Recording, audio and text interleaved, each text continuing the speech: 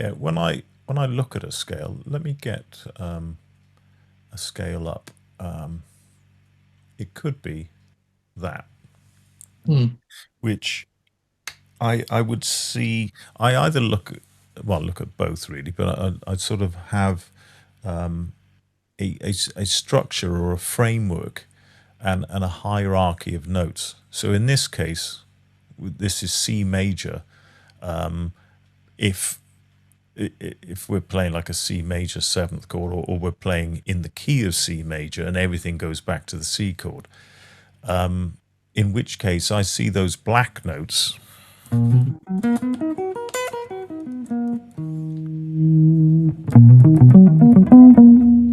as being my notes of rest, and everything else is a passing note, effectively. Mm. So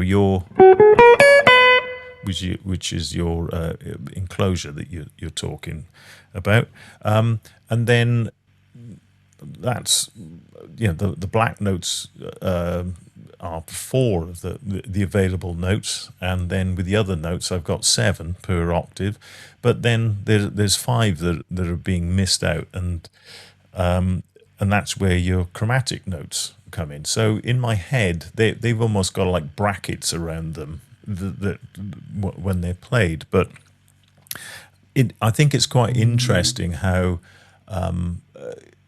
for decades, probably until the 50s, most jazz musicians were not playing scales, or certainly thinking of Mm. scales.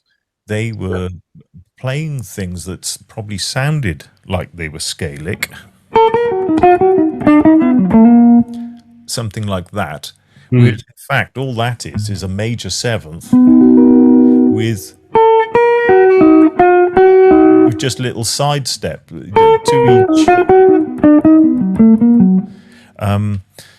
Or you might get where you're basically going from this note in the chord down to that note Mm. chromatically.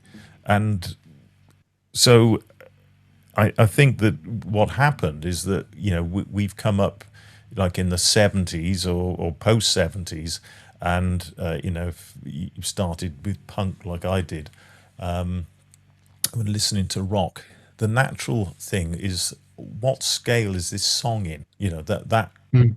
more the sort of discourse then, as opposed to somebody like Joe Pass, who would look at the chords of a tune and be able to play, articulate them using mainly chord tones with auxiliary notes that you might think of as scale notes, but also Mm.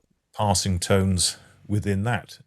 So to me, I sort of split everything into two things really. When I teach, it's about diatonic and non-diatonic thinking. So Mm.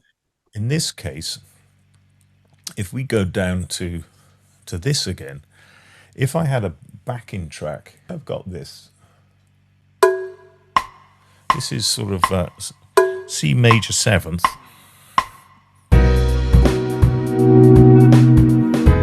and to F major seventh.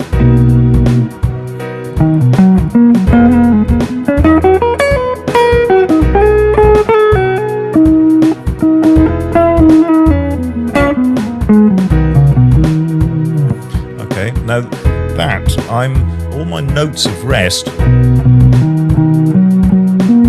are these black notes. The other notes I'm treating as passing notes. I can play them, but they're Mm. extensions.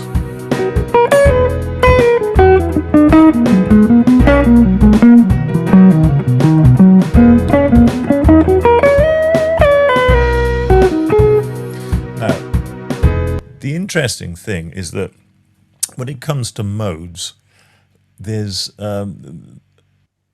the temptation to take shortcuts all the time. So somebody will see this as a caged shape or a scale pattern, Mm. and rather than see it in the way that I'm seeing it here, in the way that it is represented here, which is a hierarchy of notes where you've got bold, strong notes that are notes of rest with notes that act as extensions. They'll just play up and down it, use their ear, but also think that if they were to play D Dorian, for example, which is the second mode of the key of C, that they can interpret those notes in the same way, and you can't. Because that basically, a lot of the confusion over modes is that it is created by the temptation to take shortcuts. Now, the truth about modes is that you must interpret, you must be prepared to interpret the same pool of notes in a different way. So I can play this group of notes here as though they were D Dorian, and it would sound different to when I'm thinking of C major. Or I could play these same notes as G Mixolydian, and that the gravitational pull would be different. So if I'm sort of going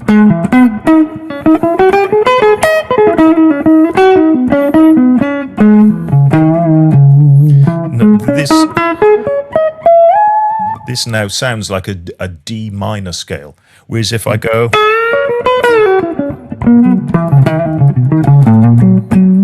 that now sounds like it's a G7 scale.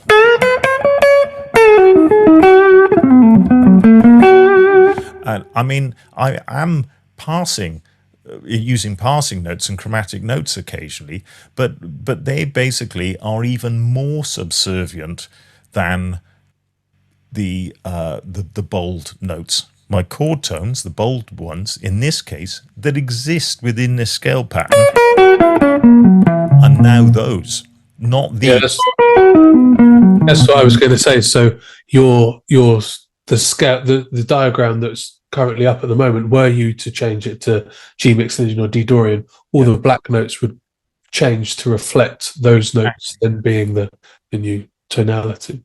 And so I think what's interesting here, and this is a graphic example of it, the chord progression that I put, which was C major 7th to F major 7th, they're two chords in the key of C that to the ear sound like they resolve back to the C chord, in which case that is the parental sort of harmony, and that's how that's what will determine what those dark, bold sort of home notes are and what the passing notes are. But if I was to take,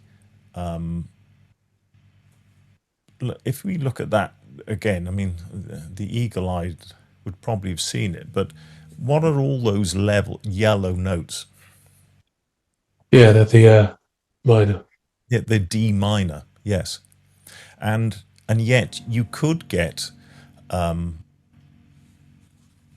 progression in the key of C, which was perhaps a funk progression, which is like D minor to G7. Yeah, this is pretty much sort of standard sort of funk type of.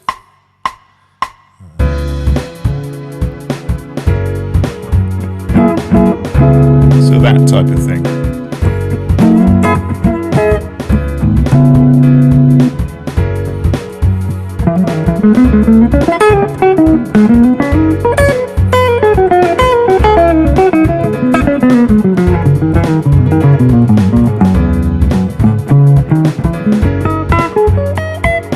So you see it's D minor now I'm playing, and that's where all the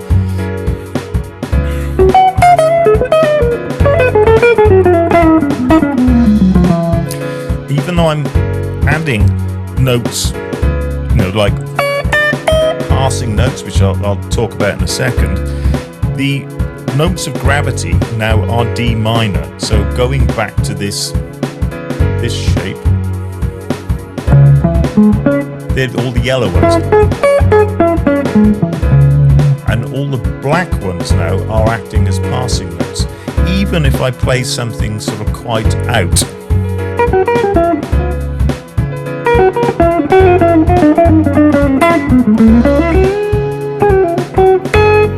I'm acknowledging where all those strong and weak notes are within it.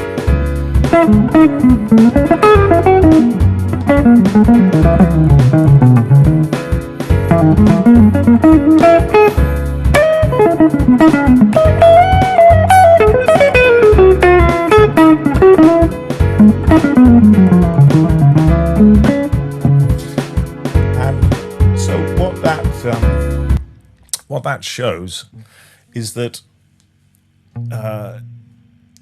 even though both scenarios are within the key of C, the way that I play over each one of those progressions, there is an utter contrast. They are diametrically opposed, the two approaches.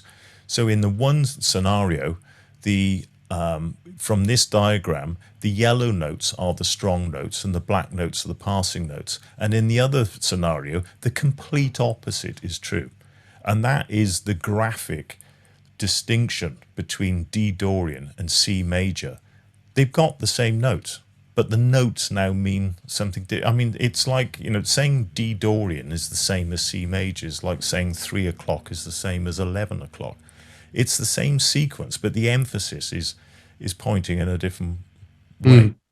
Yeah. So what would you, I suppose maybe that possibly answers that question. The fact so many people say, the modes are just, the major scale starting on a different note.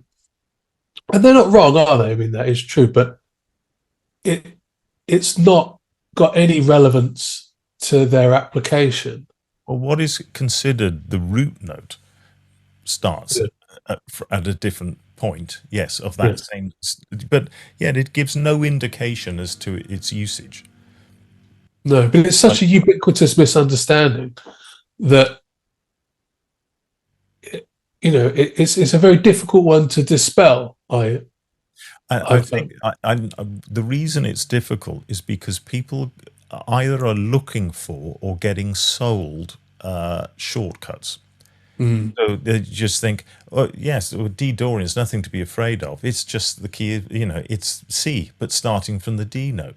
Well, how the hell does that help you? What you need to be able to do is interpret the same notes in a different way. That's the bullet you've got to bite, really. That is the ugly truth. That people, if it's not difficult to understand, it's just difficult to hear, because it means that, oh, well, that's a lot more. Not only have I got to learn the scale pattern, but I've actually got to learn to interpret in different ways to reflect that seismic shift in harmony from the emphasis is pointing to the 2 chord or the 5 chord or the 1 chord or the 6 chord.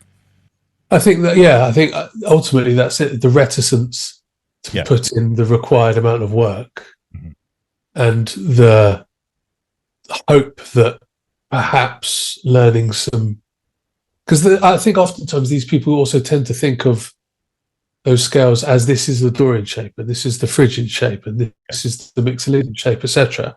And they think that just by starting, like a scale, they're playing G Mixolydian over C major, for instance, when in actual fact they're just playing C major starting on the 5th. Yes.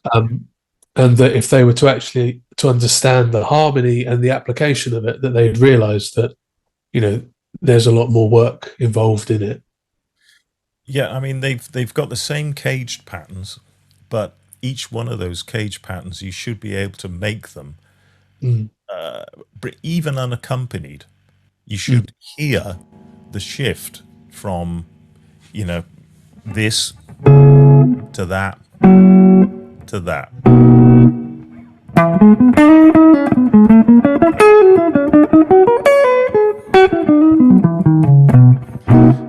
You can hear it move in there.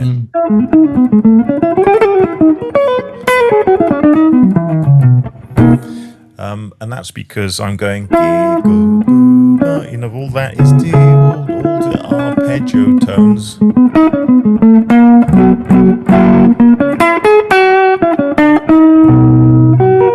It's all, I'm hitting chord tones all the time. So the first question that I've got is what, in your opinion, is the value in thinking about a scale per chord rather than one parent scale throughout the whole thing? So, for instance, if our chord progression was A minor 7 to D minor 7 to G7 to C6, so 6, 2, 5, 1, why not just think C major over the whole progression, as is, you often see people advocate? Well, I think you need to have all those approaches for a well balanced thing. So if I get up a progression, just need to close this window, close that, like Blue Bossa, for example. Must have that somewhere. There, okay. Now, if you look at this, it's the sort of thing where a lot of players, certainly if they're new to jazz, will look at all this and think, "Oh God, there's a lot happening here." And the first thing I would do is look for related groups of chords, and generally you've got two areas of activity here. You've got the first 8 bars, which, apart from one wrinkle in the G7 flat 9 chord, is all in the key of C minor, which is the key of E flat. So I would look at that and think, okay, I'm on C minor, it goes up to the 4 chord F minor 7th, and then I've got a 2-5-1 that goes back to C minor. Then we've got a modulation to a new key, but that's a 2-5-1 in that key. So all those chords, that's the E minor 7th, A flat 7, sorry, E flat minor 7th, A flat 7, D flat major 7th. And then we come back to the key of C with a 2-5-1 and a little 2-5 turnaround at the end. Now, one of the mistakes classically, sort of playing through jazz, especially if you sort of, the more you learn, is yielding to the temptation and also feeling the obligation to operate on this sort of rarefied atmosphere whereby you are articulating every chord. You are feeling obliged to make manifest all the different substitutions that you can play and all this sort of stuff. And you're leaving yourself with no safety net. Whereas your first thing that you should be doing is looking at playing here. If I no, that would be a better shot. Just establishing C natural minor for the first bit, and then when it comes to this next section, D flat major. And so I would think mainly of, if I put a backing track on, this means I can sort of settle down and start making music with it. So I'll just state the harmony first.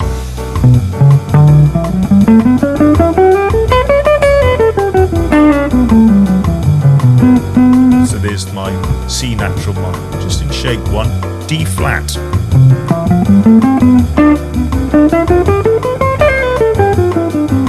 And then I'm back to C minor. Now within that, I can just sort of settle down and make music.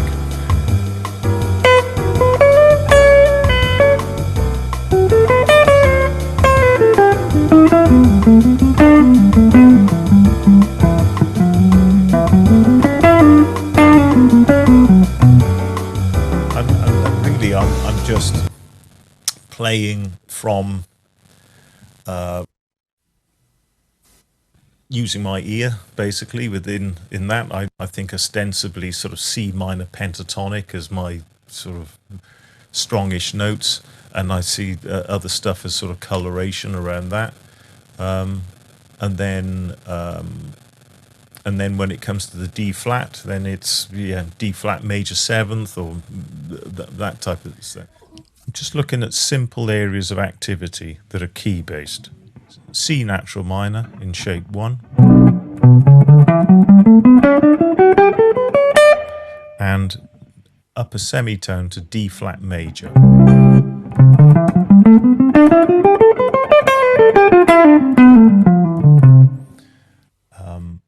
So I'll spell out the harmony over each. So all these first chords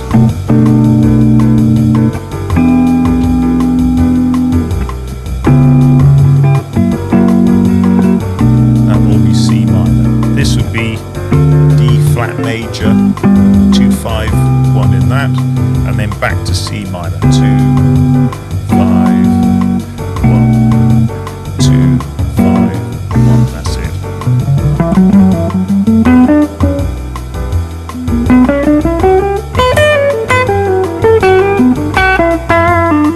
We're in D flat major.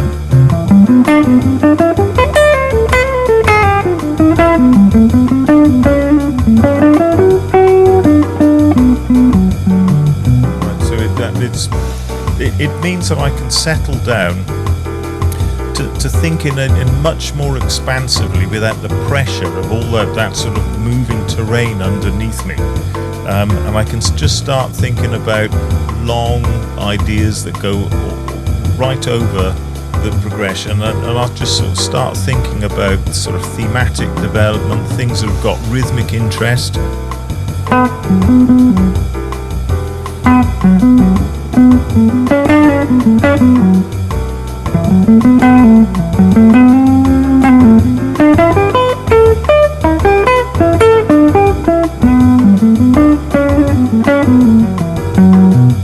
You can see it's unfettered by chords changing, just basically noodling and just moving when I want to, you know.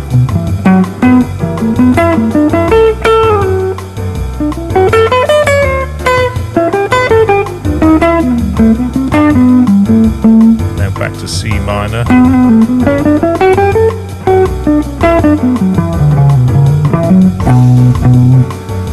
Okay, so it means I can play, as I said, longer ideas, no pressure, just think of sort of rhythmic interest. There's a lot of music to be sort of made with that.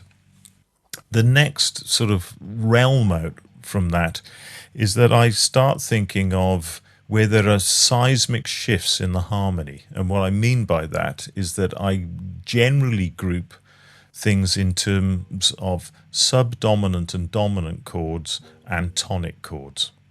And that sounds complicated, but all it means effectively is that in the key of C minor, the critical note is the flat 6.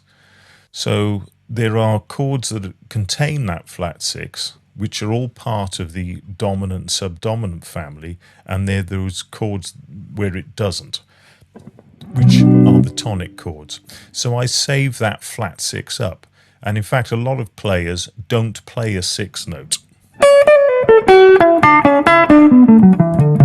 So they play like a hexatonic scale. It's like minor pentatonic with a natural 2.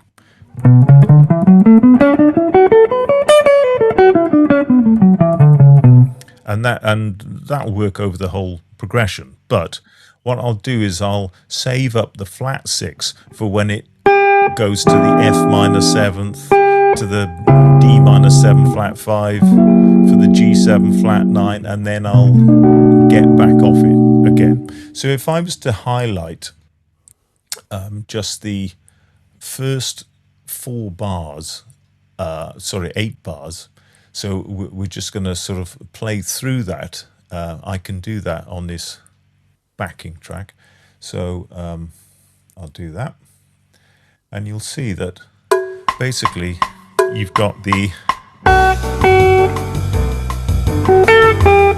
So this is my flat 6. And then I'm back again.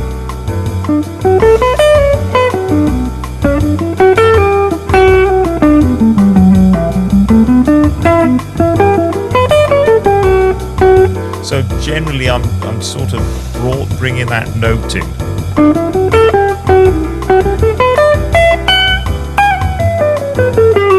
So what I did is I shouldn't have, but I went up an octave to it then.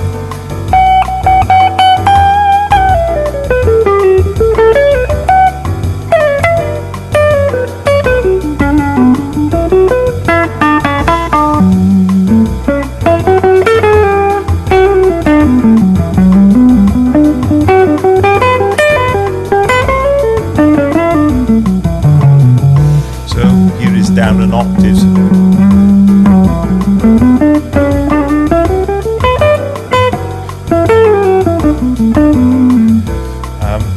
There is an equivalent note in the major, and that's the fourth note.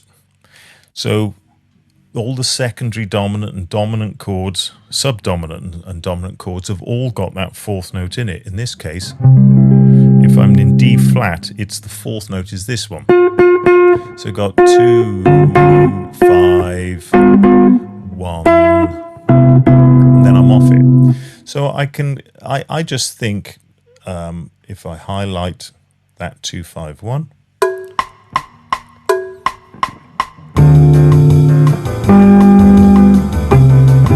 So I've got the fourth, and then back to the major third.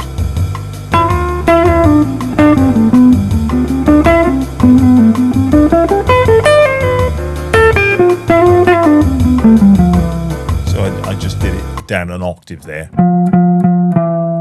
And so what I'm doing is I'm reflecting just in a gentle way the seismic shift in harmony between those chords, and I can hear in my head when they are away from home and when they come back from home. It's as simple as that. So when I hear that they're away from home, I use the flat 6 of minor or the natural fourth of major, and then I get back off it, because both those notes sound suspended when you get back home.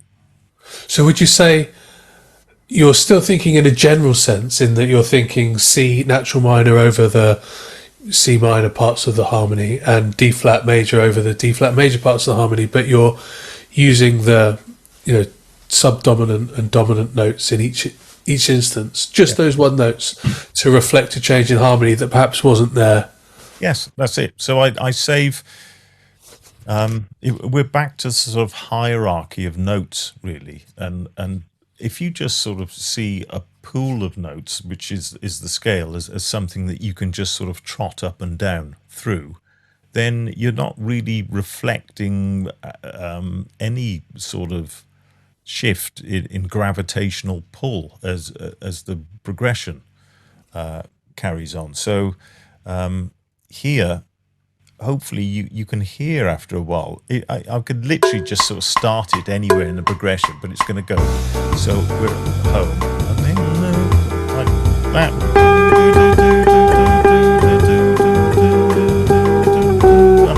And if I did it the other way round and started on this note over the tonic chord, it all sounds wrong.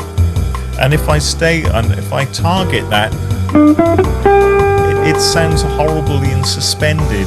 It needs to be that, but now it's fine, and it's a very gentle but important shift in the harmony. And it's the same when I go to the major 2-5-1. That fourth note of the key sounds wrong here. Perhaps right there, but it would sound wrong if I stayed on it when I get to the 1 chord. It sounds all wrong there.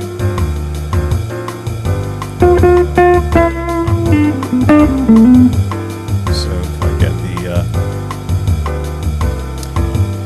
so in effect, it's as though you're going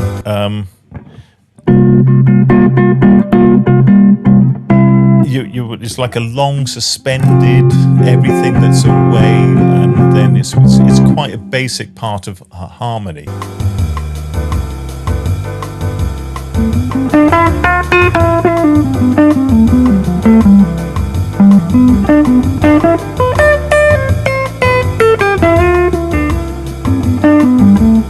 Now you could say technically I'm playing 2-5-1 combinations.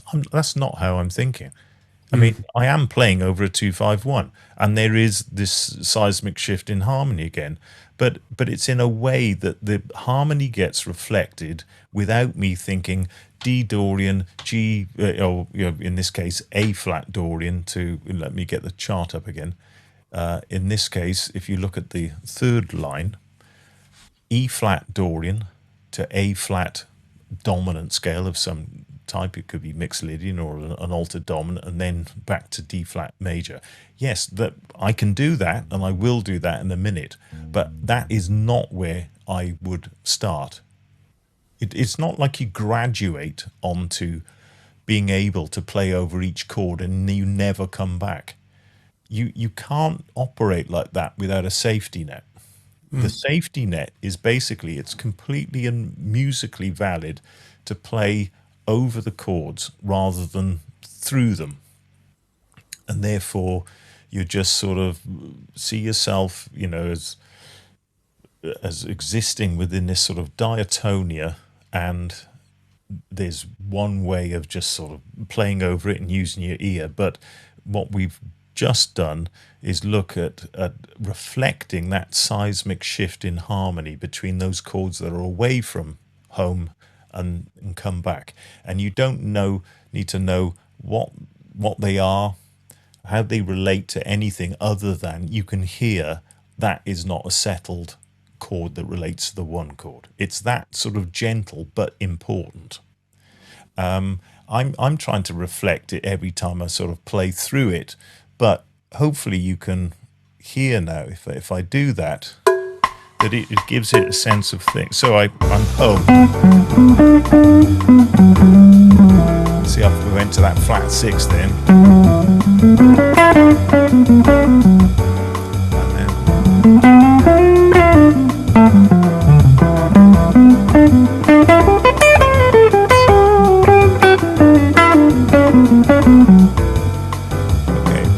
now, there is another dimension to go out from there.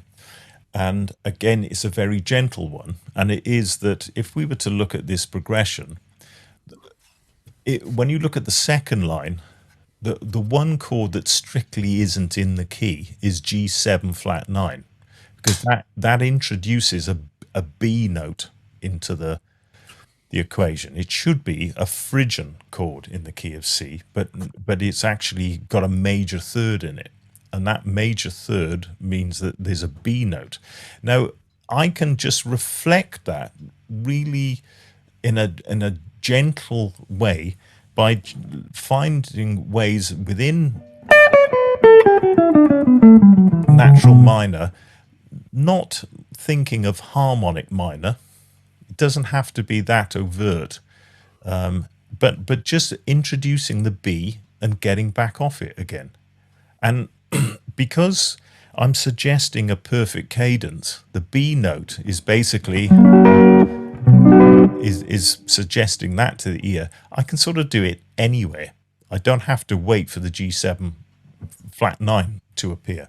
So again, if I isolate the first 8 bars of this, okay,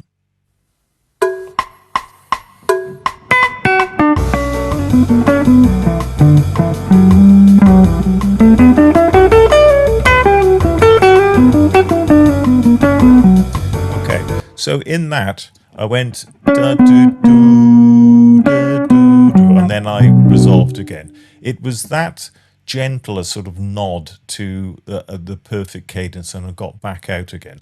But this movement I can play anywhere.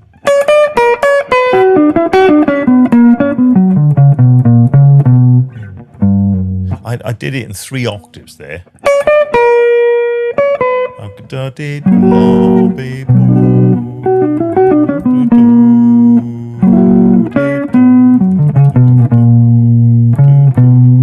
So at any point, I'll just keep playing that line all the way through.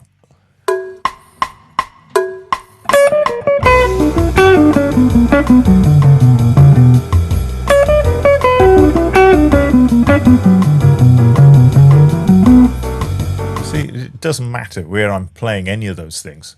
It's a liberty I can take. But certainly when I'm playing, there are times when it's sort of screaming out, really, that I can play, and that is on that G7 flat 9 chord. So I'll just start off.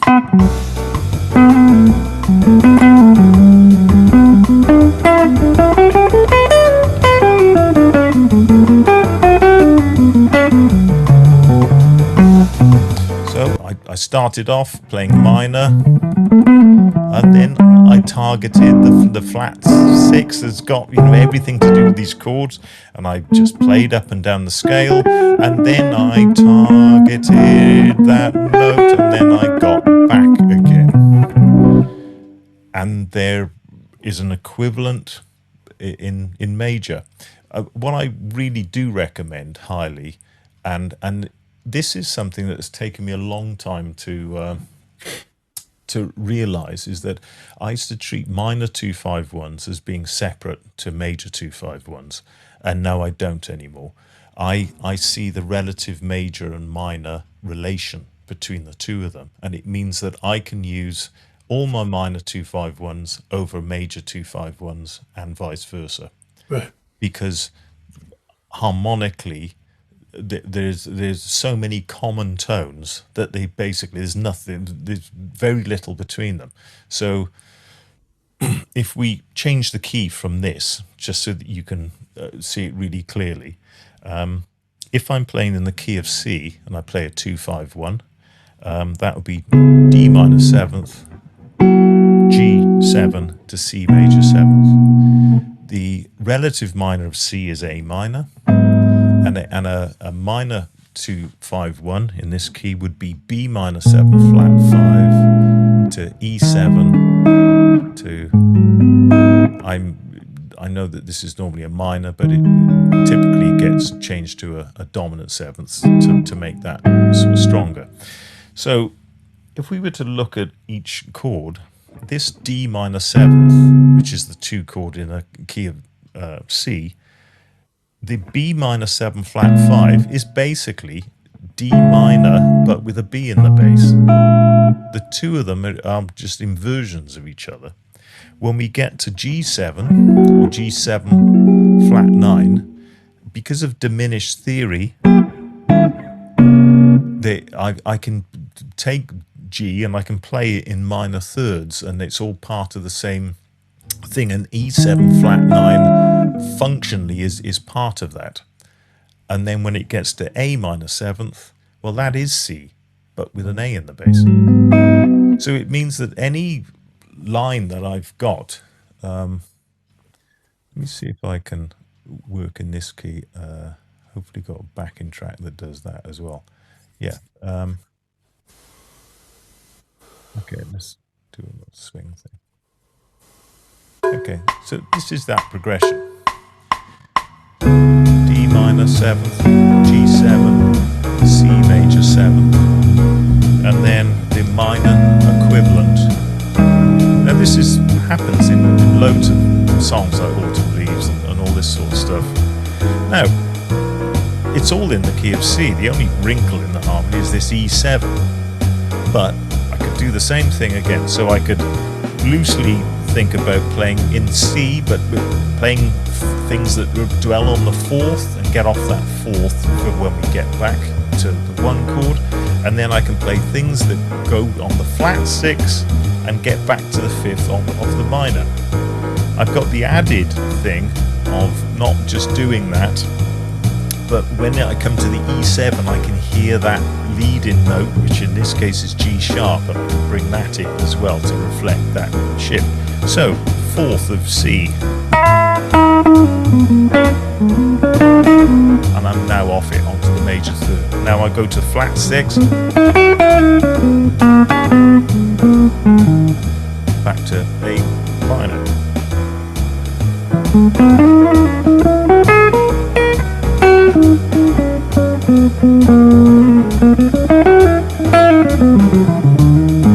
So I brought in the G sharp at that point. Don't have to, but did.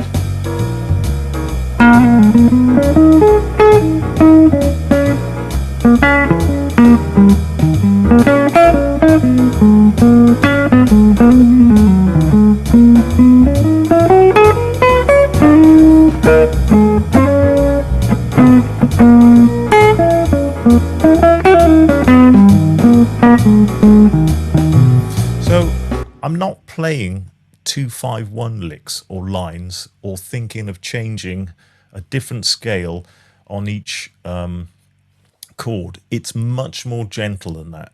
It's an appreciation of the key, and then the next phase out for that is those chords that aren't related to a one chord, and what the implications of that are on my melody and my note choices, and then getting back. So I wouldn't be hanging out on the fourth when I get back to the one of the major 2-5-1, and I wouldn't be hanging out on the flat six or the major seventh when I get back to the A minor. So would you say that approach, excuse me, would you say that approach is kind of how blues players spell out the changes in a blues?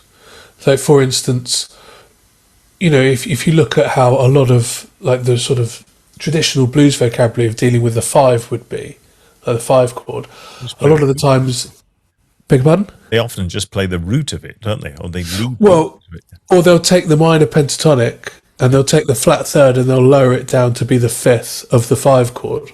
Yeah. Like Stevie Ray Vaughan did that a lot of the time. Yeah. And this is almost like a sort of jazz equivalency for that, except you're dealing with, you know, more changes. Yeah, I mean, perhaps, there are more changes, and there's probably a heightened awareness of it rather than sort of just... I think often you might find with blues players that they're playing cliches that they know through sort of sense of smell almost, where it happens in the sequence and where they can play that. But here, what happens, you know, with jazz is that you get 2-5-1s all over the place, you know, but I think somebody did some statistical analysis on jazz standards, and 75% of all the chords are 2-5-1s basically. Right. It's either a 2 chord or a 5 chord or a 1 chord or a 2-5 or a 5-1 or a 2-5-1, you know. So, right. Yeah. And then there's a few other things, but they're all just happening in different orders. But I think what's interesting here is if I took something that was really obviously a 2-5-1, so to say we now get to the point where I am articulating each chord as it happens. It could be that I play that sort of bop cliche that I played earlier, which was...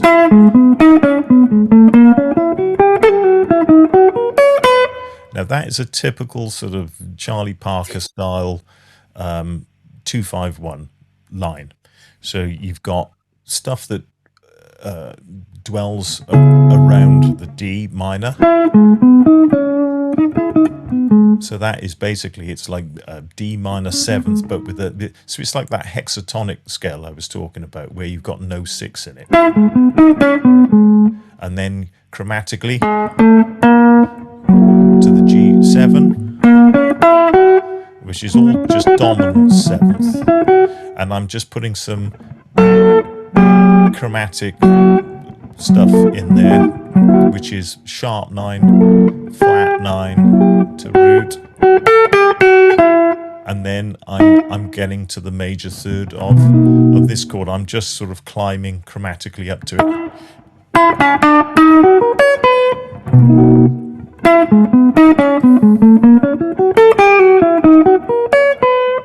Now that will work over the minor 2-5-1, exactly the same line, because of all the sort of common tones and the function that each one of those two, the 2-5-1 to the minor is basically, each one of them is the relative minor of its counterpart in the major 2-5-1. So I should be able to just repeat that line as it is.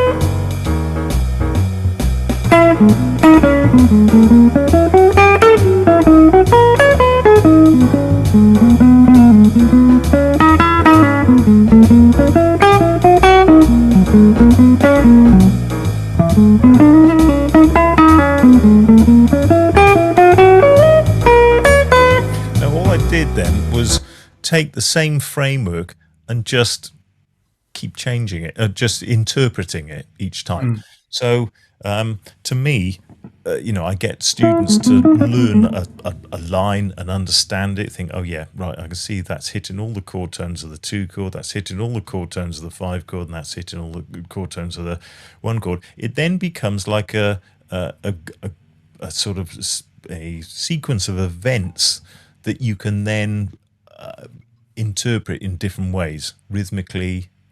You could start it halfway through, you could finish, you can veer off or whatever. But that becomes a little sort of flexible friend for me that is a good sort of, as I said, sequence of events that I can go,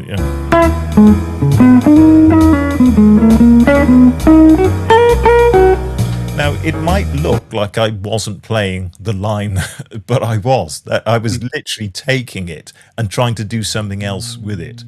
And it's amazing that I've, in the past transcribed jazz, it could be a trumpeter or something like that. And then you realize they've literally got one way around a certain part of a jazz tune. It's just that they're just adapting it each time to do something else with it. But as a listener, you just listen through it. Oh, great solo, and then you look and he's using the same thing all the time, But all he's approaching it, and editing it and whatever, and that is an important part of it. And using licks, they're not set in stone, or they shouldn't be. They should be, as I said, sort of flexible friends that are really effective that you can adapt. I find that Mike Stern is a good person on the guitar for that sort of a thing. That he has a lot of similar pathways through things that he is very sort of adept at sort of approaching and dressing up in different ways. Yeah. You could even look at Yngwie Malmsteen, same thing, really, because he's got this vocabulary, but he can dish it up in different ways.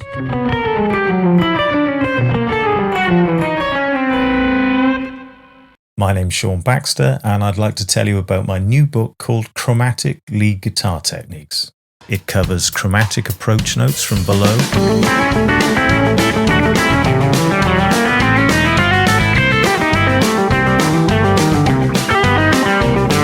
chromatic approach notes from above,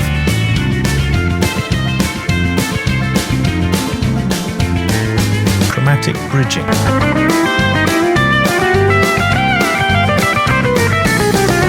chromatic enclosures, delayed resolution,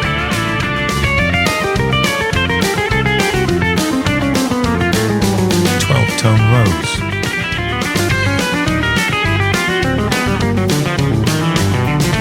and various ways of mixing all these techniques together. Although demonstrated here in a country rock style, chromaticism isn't confined to just one genre of music. Learning how to use chromatic notes will expand your tonality and result in much more adventurous and ear-catching solos, whatever your style. In my book, Chromatic Lead Guitar Techniques, you'll be presented with an in-depth analysis of each technique, over 160 well-balanced line examples, 7 80-bar solos crammed with lines that feature the various chromatic concepts studied, and finally there are also audio files for every example, both at normal speed and slowed down, as well as backing tracks for you to practice each technique and to put together your own lines and solos. Click the link below to get your copy. I hope you enjoy it.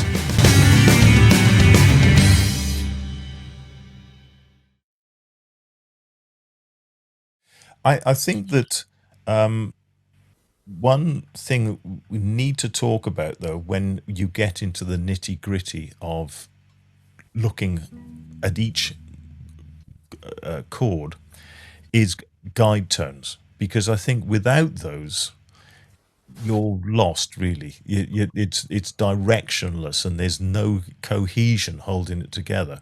So There's a good little exercise whereby if you take like a D minor seventh in this case, and then you're finishing on C major seventh, well, you've got the opportunity to use a sort of like a chromatic sort of pathway between those two notes by playing a G7 flat 9 in order to get there. So now you've got a nice smooth chromatic motion, and what that does effectively is a few things. It teaches you where a 7 flat 9 is to be used rather than any other type of altered chord. It's when it provides you with the vehicle that you need in order to follow a particular guide tone motion.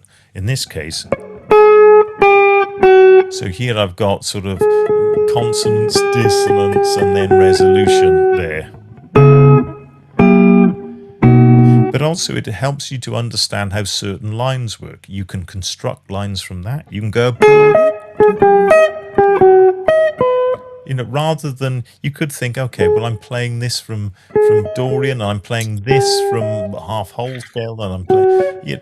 It's not really that important, Here, the main thing is that I've got a really sort of cohesive.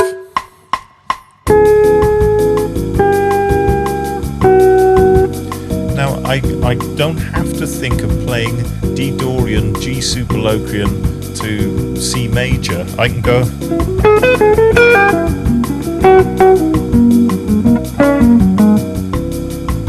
What is that? Is that a 2-5-1 line? Well, yeah, it fitted over a 2-5-1 chord progression.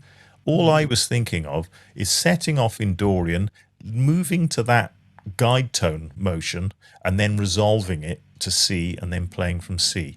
I don't think I really played any recognizable altered dominant scale at G. I certainly wasn't thinking in those terms. It is like that sort of reflecting that essential seismic shift in harmony. And in this case, I'm using this. Martin Taylor refers to it as the a guide rail to cling on to when you're soloing. And in this case, now there's loads of things you can do with that. You can just sort of play through it, but often it's good if you can make each one of these notes part of something that's quite strong. So it could be that this is part of like a D minor. This could be part of like D flat major, which is a tritone substitution. And then this. So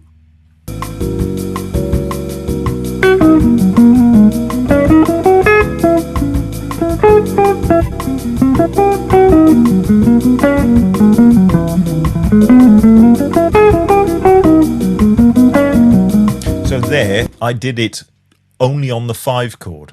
I didn't go straight from the thing, and it was rigid, but it was there. Now, there's a whole series of these, and it's quite easy to practice. You just start with a minor 11th chord, and then you try to go chromatically up. So if this is D minor 11th, then I go G7 flat 9. And now I need to have a chord when I get to C that has got this note on top. Well, this teaches you basically where to use a major 13th. If you want to know where to use that chord, it's when you want to do that. When you want to go. Okay, I could carry on. I could now go from D minor 7th and go up. Well, this is where to use a G7 sharp 9. And then now I need a chord, a C major 7th chord that's got this note on top. So which ones have you got? Well, one of them is that, which is a C major 9th. It's like a G triad with a C. Okay, we can continue up. You can go from this note, which I can put on top of a D minor 11th. Now I need that. So what G altered chord have I got that's got this note at the top? That note is the flat 5. So you could, for example, use a G7, flat 9, flat 5. Now, a chord like that is the sort of thing where you look in a chord dictionary and you go, when on earth am I going to use this? Is horrible. You know, you start moving it, just, oh God, it's just... But you use this chord when you want to do this,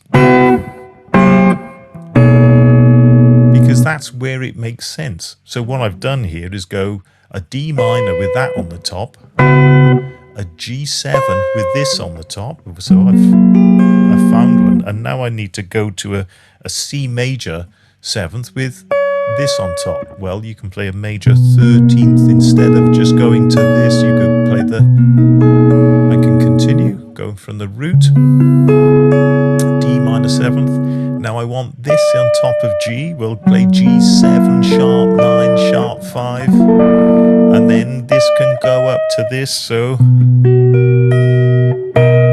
far we've got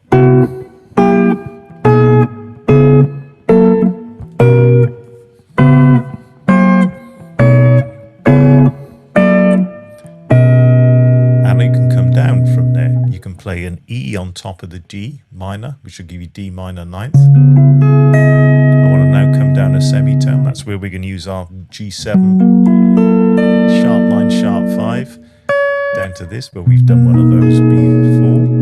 Now I can go from a root on top. Now for our 7, flat 9, flat 5, and then now we need a chord, a C chord that's got the root on top, and normally we don't do that, but there are ones in jazz like a 6/9 chord, and then you could go from the 6, which is quite a pungent note, over the minor, and then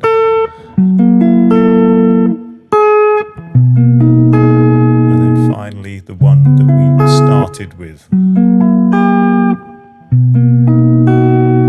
Now when you've learned that and can see it, it makes sense of lines, because then you can see those guide tone motions. That's a good 2-5-1 line will have that in it, and you can feed off them. I mean, if I've got something that goes over the 2-5-1, I mean, it's going to sound sort of square if I just play it and go.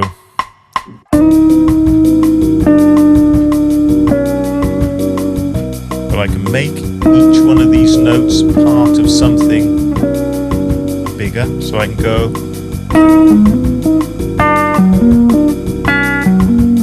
So I've got that, and that is I'm playing like an A minor against the D minor. I'm playing this related to G. I could play G augmented, and then when I go to this over the C, I could perhaps play a G major triad. So then when you've got that as your framework, you can then just interpret it.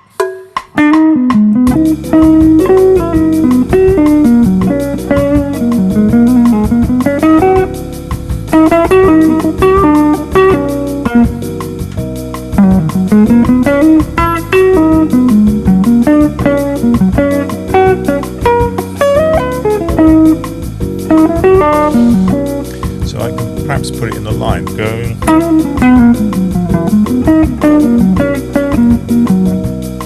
Okay, so I've started off.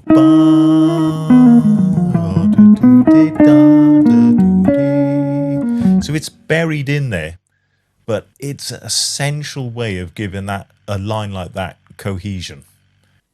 And I hear that, well, and you will everywhere if you start being aware of this and this sort of cohesive thread that runs through it. Without the cohesive thread, you end up just playing statically up and down each chord, even if you were to be able to see what scale to go over each chord and was able to conjure up quick enough. There's no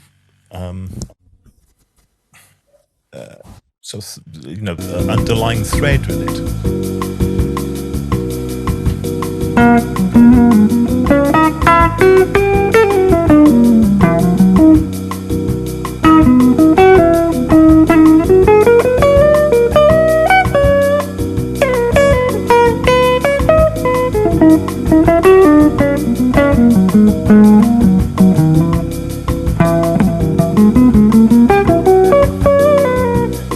Hopefully you can sort of see that, I mean, I played that a few times. You know, it can happen up an octave.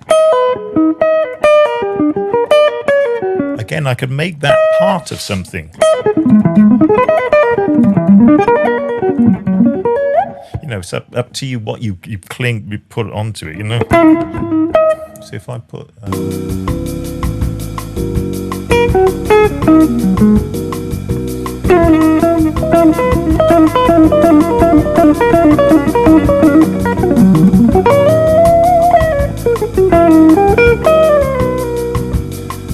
and all the way through it, if I go...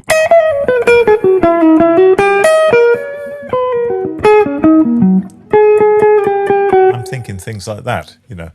And it's something that easy to overlook, because you just think, oh, I'm supposed to, you know, go from this scale to that scale to that scale, and there's nothing holding them together. There's no central backbone. Yeah, that's great. I think that's going to be very helpful for a lot of people to be able to distill changes like that down to sort of more simple guide tones, as you say. I mean, you can get a book on 251s and transcribe stuff, you know, because there's tons of examples of it out there.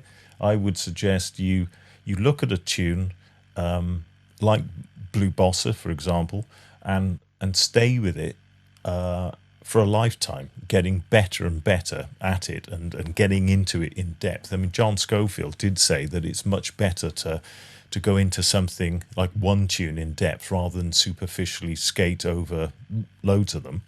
I would say that you know, there are exercises that you can do to practice making connections and get your visualization up. So, you know, if I was to, I'm just going to get another progression here. Oh, wait a second. Yeah, that'll do. Okay, so say you had something really simple. Now, it's not like you have to do this with everything, but this is a character building exercise that once you do it, you realize that, I mean, it's the sort of thing that when you start playing, the amount of concentration, if you're not used to it, can be enough to make you feel sort of physically sick at the end of it. You know? It's certainly something that I experienced being a rock player that just played one scale over the entire song and never had to concentrate beyond that. But if, say, you had an A minor going to a B flat minor and back again. So I've got this as a...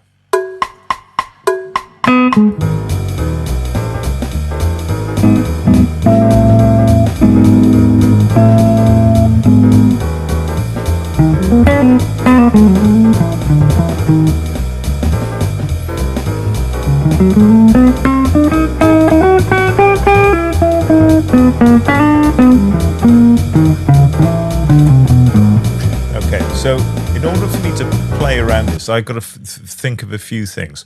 I need to aim to not let the chords bully me around.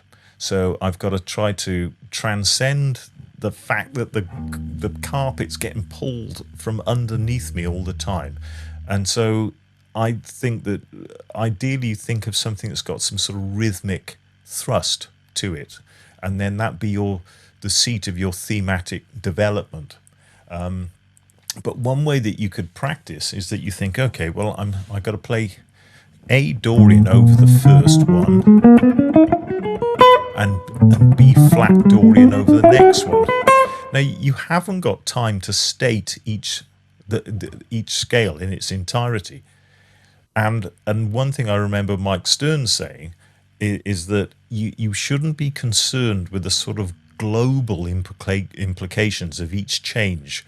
You need to just worry about where you are at that point and what's happening there, because that's all that matters. So you could think, okay, what I want to do in a basic form is to ascend the scale and come down. So imagine there's no B flat there. I could go.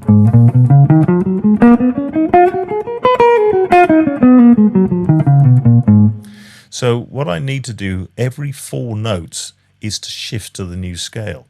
So you go, and what ideally you want to be able to do is move a semitone to the next scale if possible, and certainly keep the sort of direction. So I'm going to go up for 4 notes. Now I need to jump on to the B flat Dorian. And now A, back to A. Now B flat Dorian. Then A. And then come back.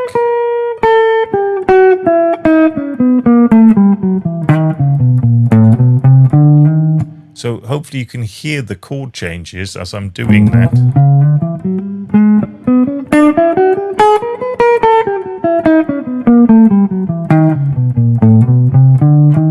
Now it will keep changing this particular pattern. So that's a good thing, and you don't need to take every chord in existence, every scale in existence, and run that. What you're doing here is effectively learning how to connect and to look ahead. Excuse me. So the only exception to this rule of trying to go a semitone to your next connection is thematic development or motivic sort of development, where you can make big ungainly leaps if you're mimicking what you've just played. So I might be able to go bip-ga-doo, bip-ga-doo. So it means I've gone from there. I've done like a, but it makes sense because I've played this thing and I've played an equivalent. And that goes for playing through changes in general as well. So, you might play a 2-5-1. I'll play it higher so you can actually see what I'm doing. So I might go, so I've played a Dorian idea, and then I've played a super Locrian idea from G. So over this, I'm trying now.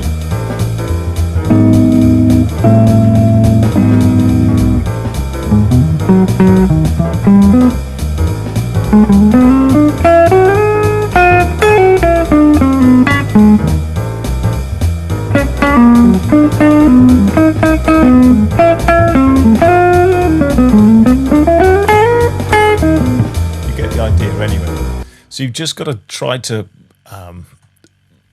function, not be bullied around by the chords. You can see where everything is, but unless you do those sort of, as I said, those character building exercises where you think, okay, I want to be able to go up and go down, and you're going to find it tough if you've never done that before.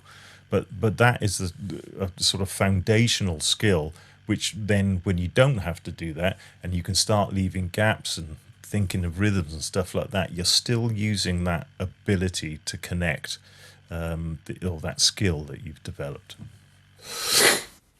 Yeah, that was one of the things, like you said, Mike Stone was saying to me, it's just, it doesn't matter what the note is, because I for the longest time I thought that you had to target a chord tone to change when the change changed. Whereas actually, he was saying, actually no, just whatever the hell you're on at that moment, go to whatever the nearest scale tone is. It doesn't matter what it is. And you don't have to do it on the beat either. Yeah. So if we go back to the 2-5 that I was doing, if I can find that. Let's use Latin now for a little change.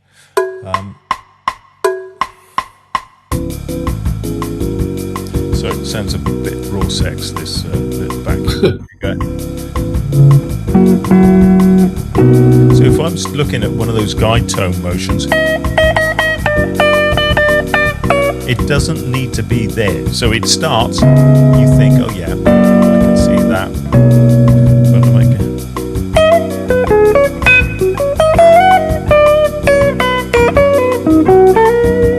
okay, so you can see it was in there. It was like buried in there somewhere, and it didn't happen bang on each change. But it was on like the and or something, wasn't it? Yes, or it was halfway through the 5 chord. I mean, you don't have to play altered on the 5 chord. You know, you can, and the way that and where that tension occurs, it can be any time along that length, really, and certainly anticipating a chord is better than being late to the chord. And that is something I see in a lot of jazz players playing, where they're like pushing, and what happens is that they're creating sort of secondary dominant motions, like other implied ones, all the way through, purely by going early, which means that they've set up a bit of tension that then gets resolved on the arrival of the chord. And they're just serially doing that, and it gives a sense of urgency.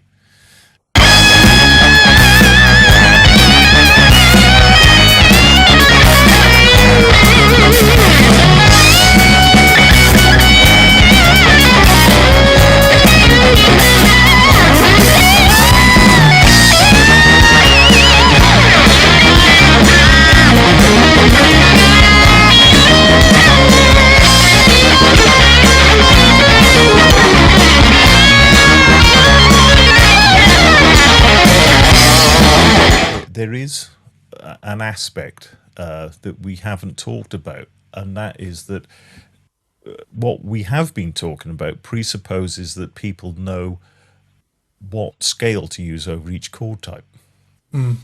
And really, it's boiled down to just a few simple ones, which are a major 7th, a dominant 7th, which is the same chord but with a flat 7th in it, a minor 7th, which has got a minor 3rd, and a minor 7 flat 5, and then you've just got one other chord type to contend with, which is altered dominant, which is when a dominant chord acts as a 5 chord, you can add alterations around it, such as 7 sharp 5, 7 flat 5, 7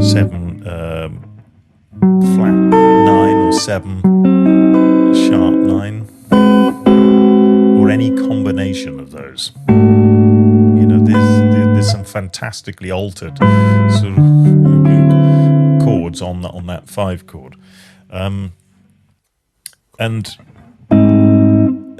I know that there's one other one which is diminished 7th, but diminished 7th is managed as an altered dominant chord. So in this case, it's like A7 but with a flat 9 on it. So you can sort of swallow that up. That other. So to me, there's 6 sounds, but I manage the diminished 7th as though it's one of it's an altered dominant thing. So that reduces it down to 5. Now, what it means is that I can cater for 80% of those 5 by these 4 chords: major 7th, dominant 7th, minor 7th, minor 7 flat 5. And that is a great little progression to be aware of like the general difference between those. So it will start with the arpeggio framework,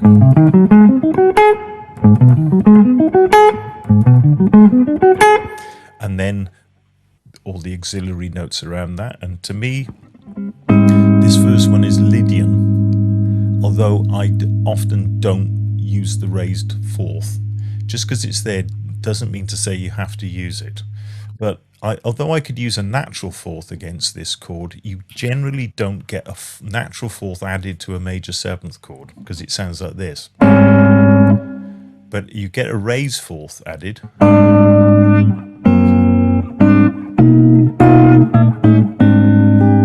And it's pungent, but it's not as bad as that. So that's Lydian. This is mixed Lydian, because basically you just take the major scale and make the smallest alteration so this has basically got like a dominant seventh arpeggio through it, and all natural extensions, a 2, a 6, and a 4. And then minor seventh, that's Dorian. That's because it's got a natural 6. You know, when people are vamping on a minor seventh chord, they either go or they got, you know, natural 6. If they were to use the flat 6, what it does, as we talked about earlier, it starts suggesting that you're playing away from that chord. So if you go, that now sounds like I've gone to this, that it doesn't sound like I'm on this anymore. Whereas this, it does sound like I'm at home. And minor 7 flat 5 is, I think of as Locrian. I'm just going to change, move my camera slightly so you can see the other part of the guitar. Now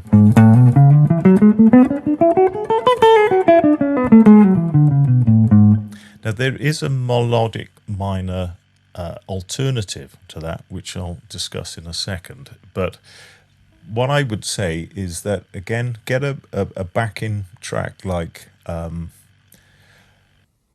producing sort of software like Band in a Box or iReal Pro, which is what I'm using now. And let me just get a, yeah, this will do. Okay, so I've got basically major seventh,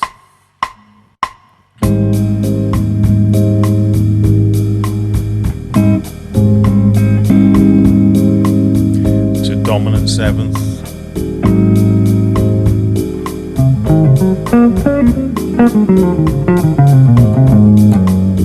and then Dorian,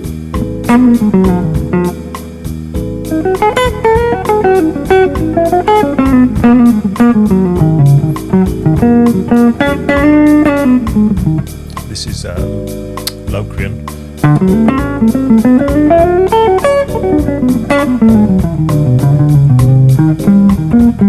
and now back to major again, or Lydian.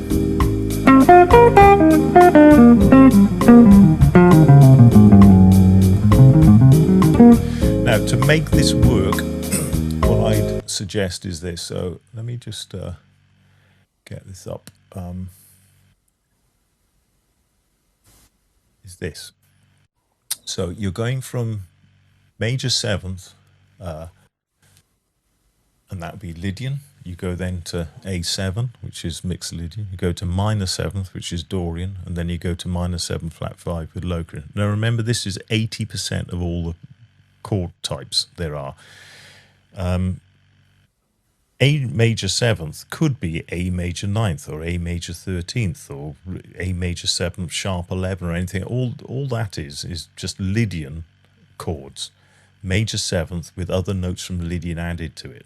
And then when I go to A7, it's up to me if I want to play an A11 or an A9 or an A13 suspended fourth or anything. Basically, what you're talking about is a dominant seventh with other notes from Mixolydian added for taste.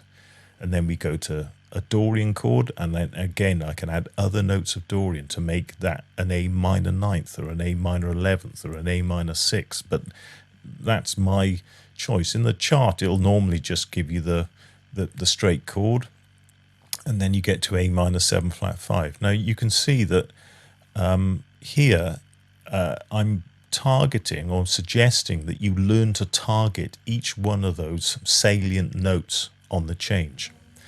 Let's see if I can have a bit less time on each chord here. Okay, yeah. So this is quick now.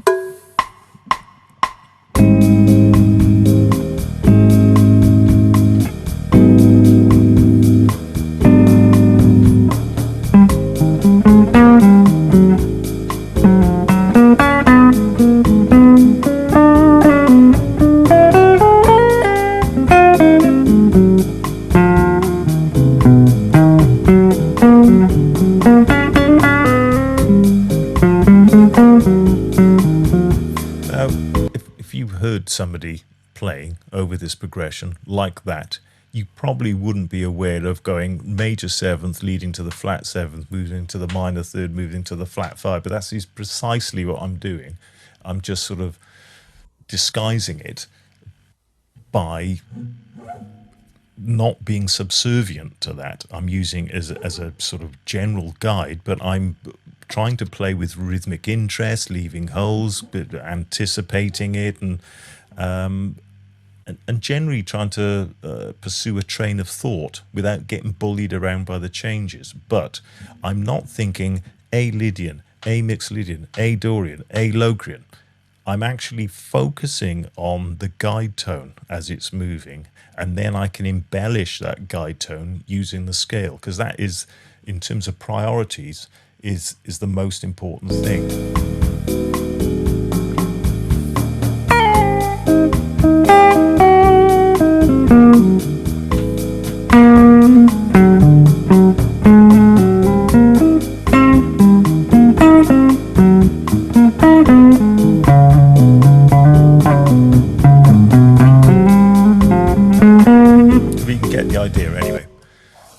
I'm sort of from a Western music background.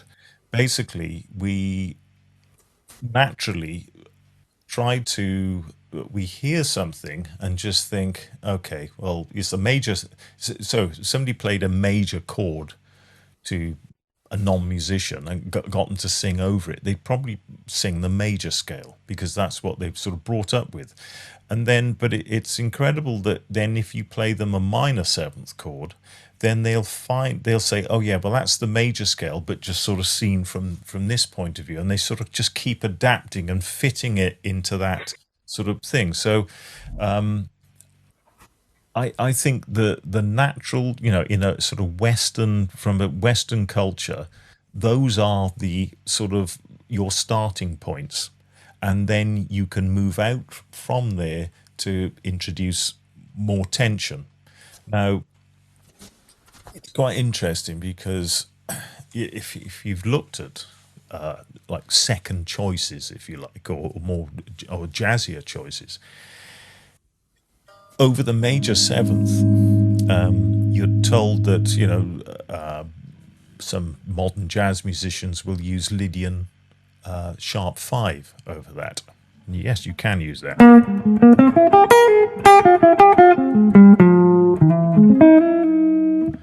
And it gives you this type of sound. Over the dominant seventh, you might be told, oh yeah, well, a hipper alternative is to use Lydian dominant, which is basically mixed Lydian with a raised fourth.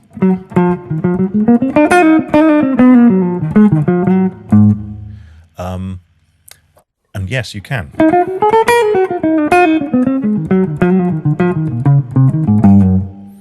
And over the minor seventh, you can use melodic minor instead.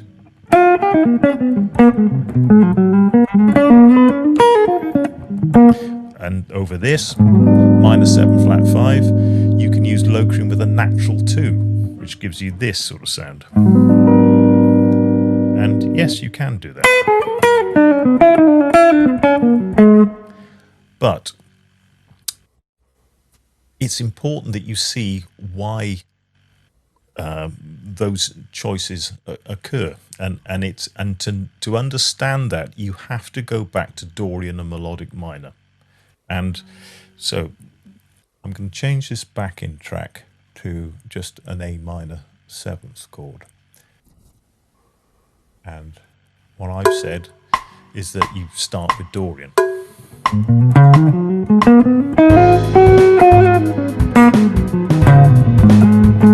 Okay, so there's a way of implying when it's just static, going nowhere like this, a bit of tension and resolution to give your playing, make it sound less settled and give it a bit of sort of sweet and sour. And if you play an E7 against A minor, which is the 5 chord of A minor, there's only one note in there that isn't in A Dorian, and it's that note, which is the lead-in note in classical music, which is basically G sharp. And the only difference between melodic minor, also known as jazz minor, and A Dorian is that A melodic minor has got a G sharp instead of a G note. Now, there is a so in other words, when you use melodic minor, it's a gentle way of suggesting that to the ear. That's why over a minor seventh chord, you wouldn't just sort of stay out in melodic minor. You play it as a means of suggesting the E7, and then you use it in conjunction with Dorian. In other words, you get back to Dorian in order to resolve the tension. So you might have something that goes... So you're going do do do do, which is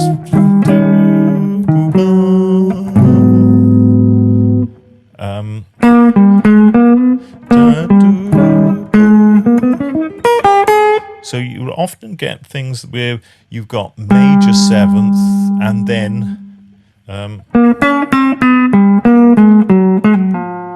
so major seventh, and then you surround it then by Dorian notes.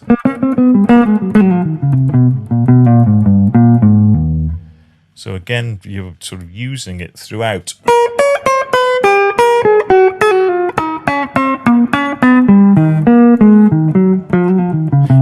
You find that you get things like this, where you've got a flat seven all the way through, and yet you're scrolling through root, major seventh, flat seventh. This whole interplay between Dorian. So what I've done is I've learnt how to blend Dorian with melodic minor in all my sort of cage shapes of Dorian. So if I'm here, I'm playing shape 3.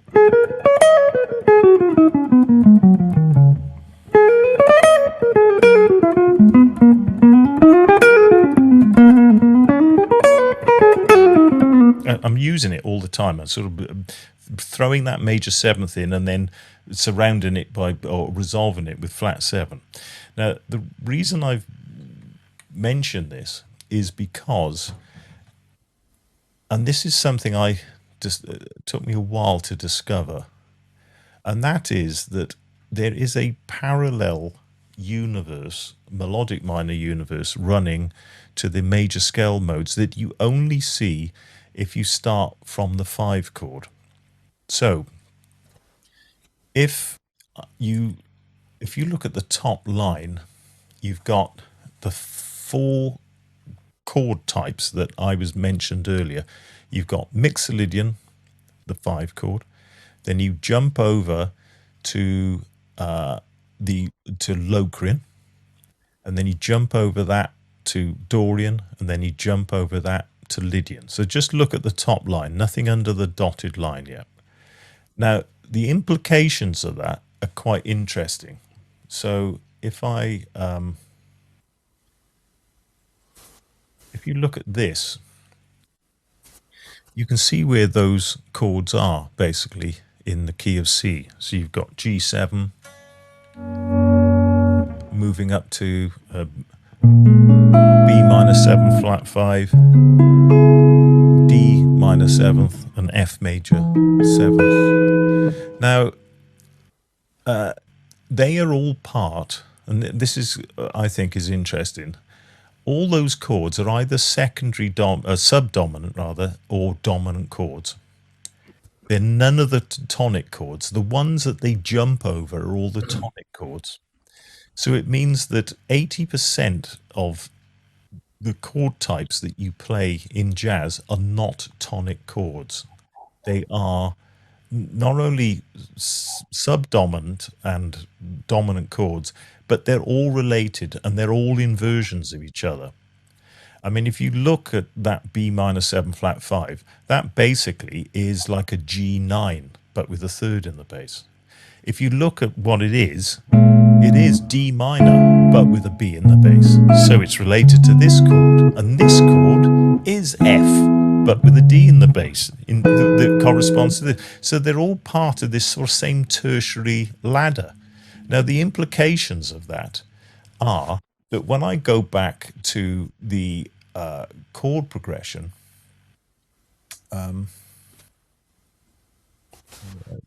I think I've got that somewhere, but I can't see it.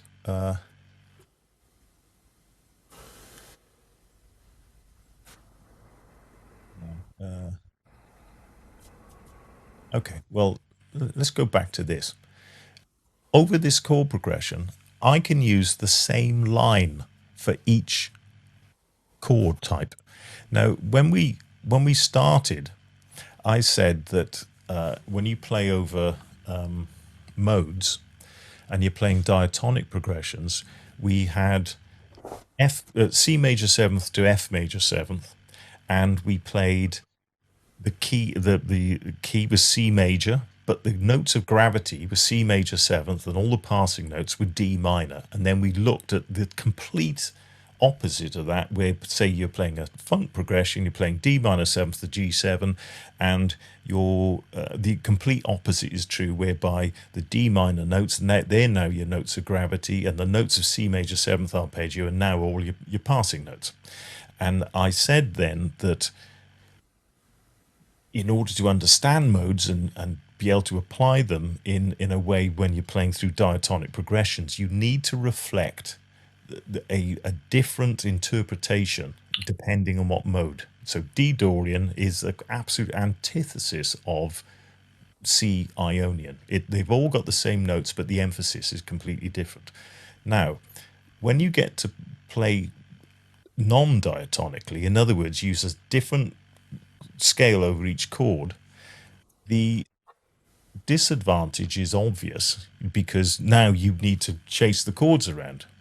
The big advantage is that you can use a shape-specific vocabulary because all those sounds that you use in that scenario are all related, and therefore you don't need a different vocabulary for each one.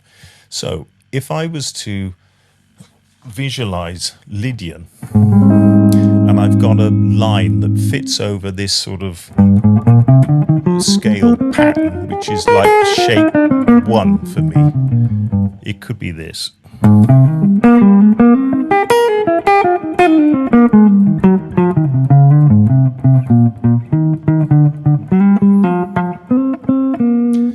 I'll try and play that over each chord, but I need to find the progression first. I think this is it. Okay. So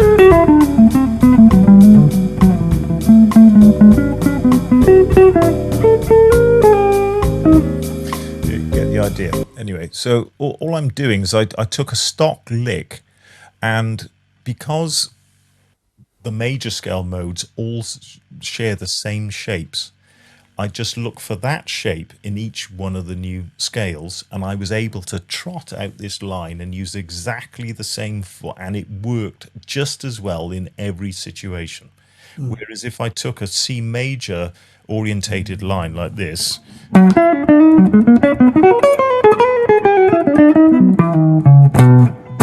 that is not going to work over a D minor seventh chord.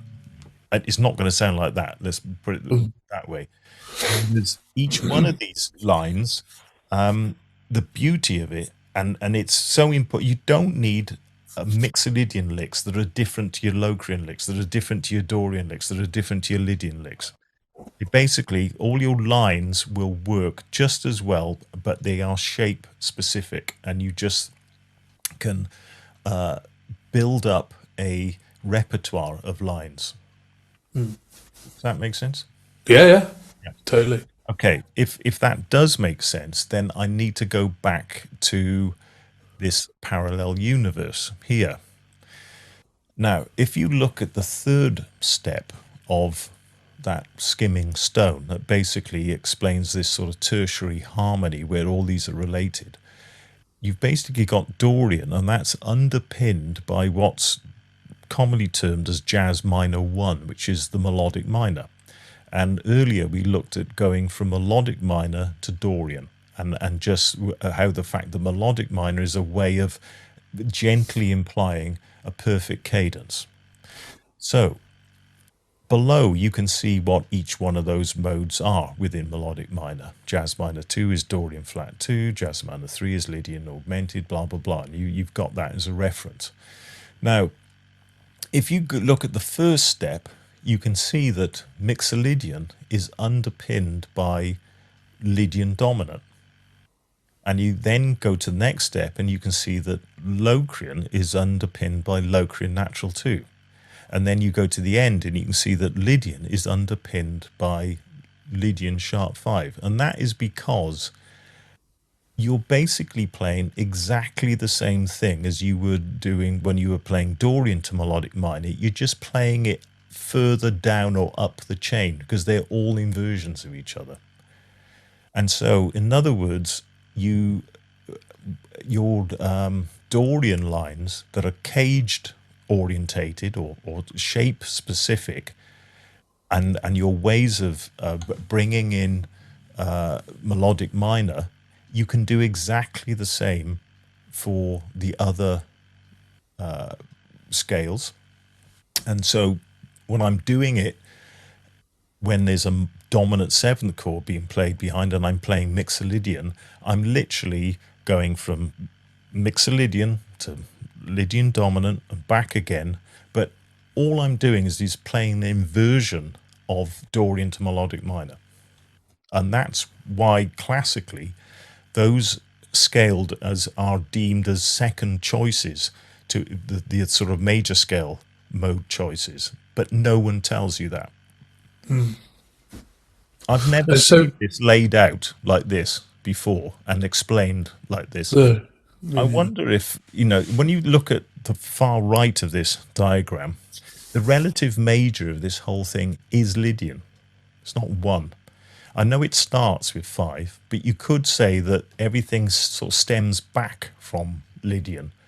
I don't know if that's significant in any way, like with the George Russell chromatic concept, but he certainly doesn't talk about this. It's quite different. But to me, laying stuff out like this and seeing how everything related was a light bulb moment for me, a long time ago, because I gave me a holistic sort of understanding of how it all fitted together and how I could build up a sort of shape-specific vocabulary and why it worked, and not have to learn 4 times as much as that.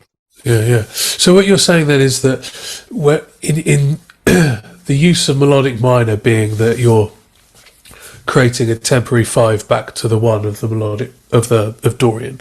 So in the example you provided, be A minor 7, you play Dorian over A Dorian, and then if you played A melodic minor, what you're essentially doing is implying a 5 back to 1. Yeah. And that were you to do that, say you had a line that did that, then when we looked at the Mixolydian alternative, implying that same shape, but just transposing it, you're going to be going from, say, Mixolydian to Lydian dominant. But that line that you had that was going from A melodic minor A Dorian to A melodic minor would work in that same situation over the Mixolydian to Lydian dominant. Yes, it would. So if you have say you've gone A Dorian to A melodic minor, and you know why that works because you're basically gently implying E7, and then you're sort of getting back to it. When you take F sharp minor 7 flat 5 and you're playing Locrian over it, and you're going between that and Locrian natural 2, if you see the mode shape and you use your Dorian to melodic minor vocabulary, you will be doing that anyway. And so what you're doing from F sharp, which is Locrian to Locrian natural 2, what you're doing is you're playing an inversion of A minor to E7 and back, A Dorian to A melodic minor, because F sharp minor 7 flat 5 is A minor. It's just got an F sharp in the bass. It's got a 6 in the bass. So it's like A minor 6. So it's just a different inversion of the same thing. So the value in that way of thinking is that it gives you an applicable sort of usage of all of those melodic minor modes that isn't just, I'm going to try to create some vocabulary with Locrian natural second, for instance. Yeah, but it gives you a holistic overview as to how this stuff works functionally and what knits it all together. It's consistent. It's completely consistent. And there is absolutely no reason why you need to have a different set of Lydian to Lydian sharp 5 lines that you do to have Mixolydian to Lydian dominant lines, because you're playing the same thing. It's just a different thing. It's just further down the chain. I'm not sure that, that I've ever heard it explained that, Mixolydian to Lydian dominant is has the same effect as Dorian to melodic minor. Yeah, let alone that you can use your same, the same lines, but even that's actually an applicable usage for Lydian dominant, because to my ears, for instance, when I use Lydian dominant, is over a 5 chord that is a tritone substitution for the 5. Yeah. So it generates super Locrian at the 5. Yeah. Whereas I wouldn't normally use it over the 5, so I wouldn't use G7. I wouldn't play, like G Lydian dominant, because it almost to my ears sets up the fact that I would be tritone subbing to G flat. If I take a 2-5-1, that 2-5-1, well, let's look at it from a static point of view, really. Let's look. I just have A7 here, so that's not a leap of imagination, is it? So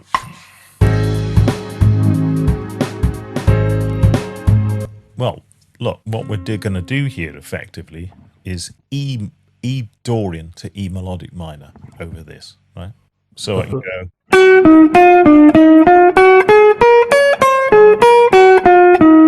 So that is melodic minor, Dorian.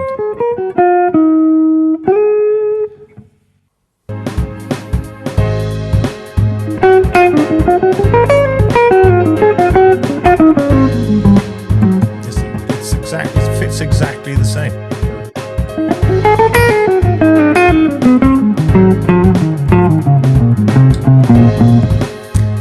And all I'm going, D, sort of bit of bluesy thing, melodic minor, do, and then back here, do.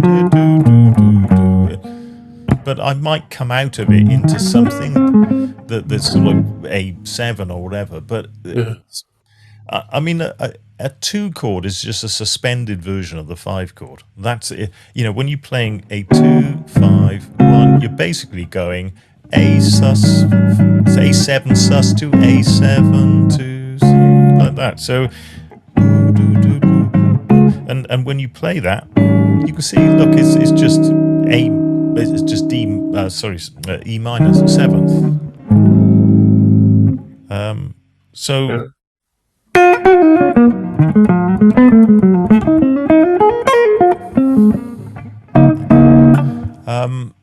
And because of that, I see playing over a static dominant chord as like a spectrum whereby I can go one side of it and play like minor blues sort of stuff, or I can go from it and move up into Lydian dominant, half whole, that sort of stuff. But I just sort of look for doorways of doing that.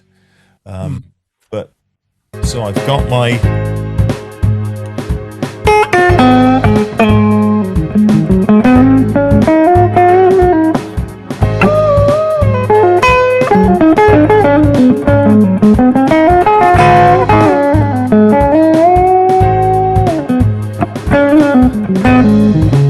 so obviously that's your minor stuff, but I can also go,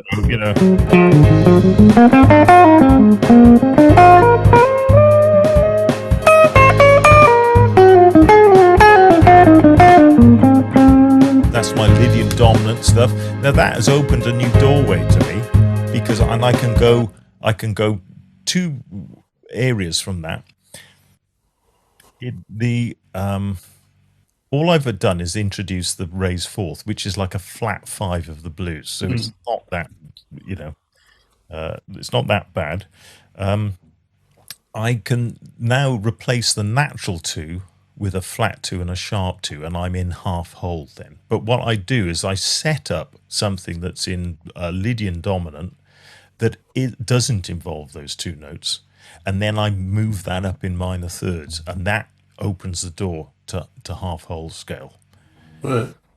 So that's all nice, that's all major. Then I'm off, I can and sort of play,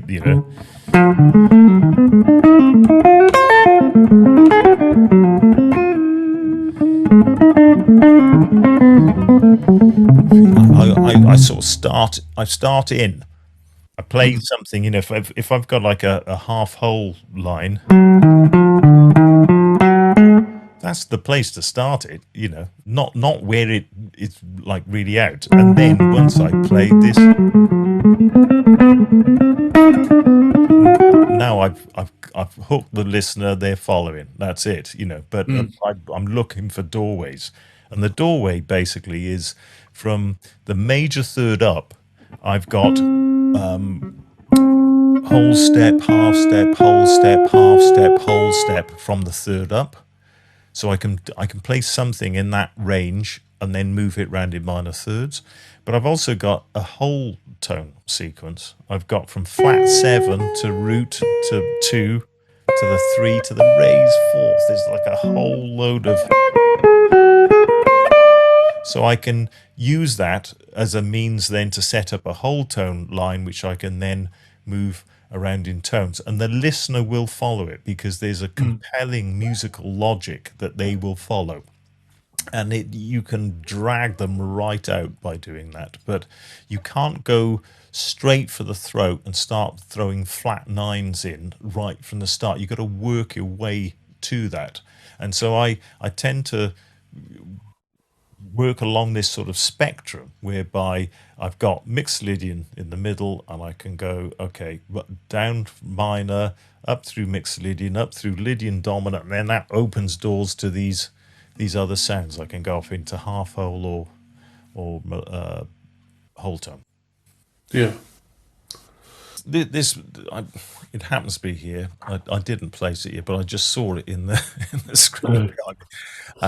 So this is basically a sort of guidebook, if you like, to using all the notes at your disposal, so that you've got a full palette rather than just playing using 5 or 7 notes. So if you were to use or look at this is Mixolydian sort of shape 1. I've just extended it slightly, so it's a 3-note per string sort of pattern. And all the black notes, again, they're my A dominant 7th. The other ones are all my sort of passing notes, which in this case you can see is B minor, but I don't think of it as that.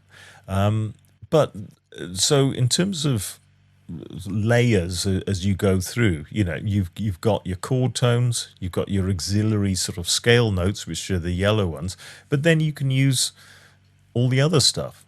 So you can use approach notes. Now, approach notes can happen as a semitone below or above, usually a chord tone, but it doesn't have to be. Now, in the book, this is one example whereby you're going from, you can see where the asterisks are where the chromatic notes are. And here we start off approaching from a semitone below. There's another one.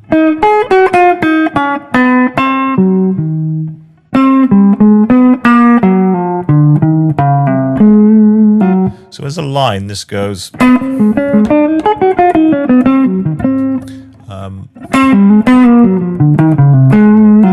160 lines in this. So let me. I should be able to use it over this backing track.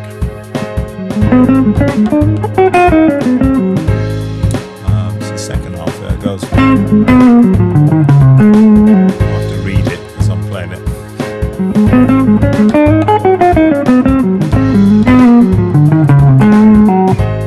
Now, again, I think because those chromatic notes are integrated in such a smooth way, musicians, some musicians, let alone non-musicians, would never think that there's any subversion sort of going on. It just means that I can actually just spice up my playing by knowing how to introduce those notes that are not in the scale.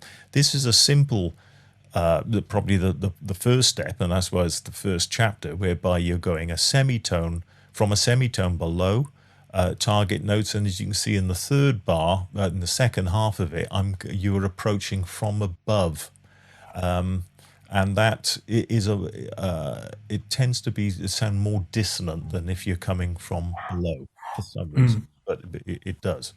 I've got a theory about that, Yeah, and that it's that approach notes from below work as the thirds of the dominant chords of those notes. and the other one is the flat 5. Yeah. Yes, when it's a semitone above. Yes, yeah, I think you're right. I just didn't want to frighten people off by having to think of that. But so the second chapter deals with bridging, and bridging really is just basically where you go from one chord or scale tone, and then you go in consecutive chromatic notes to the next one. So that the simplest way is to just bridge 2 notes. So here A and B, or back again, but you could go, could be that. So here's an example of one of the many lines that are in it. Again, I'm going to have to read this.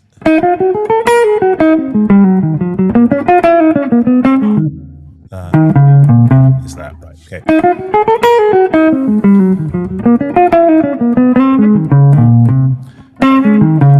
Okay, so that's accented at the end. So let me demonstrate that over the backing.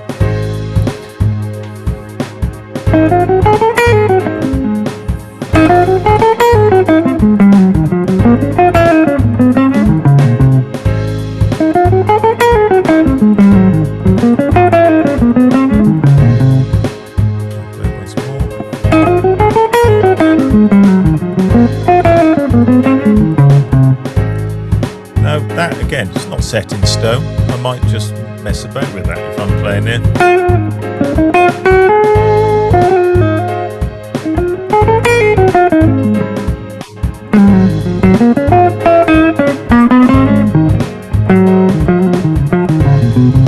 I'll just still play about with it, yeah.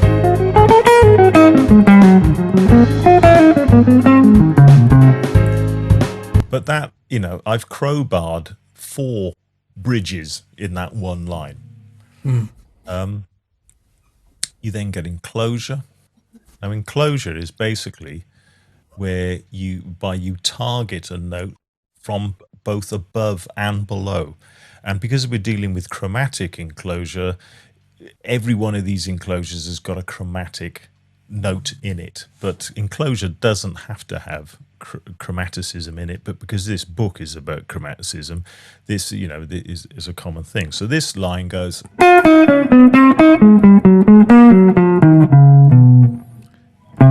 So that takes you to the third bar there. And then you get a succession.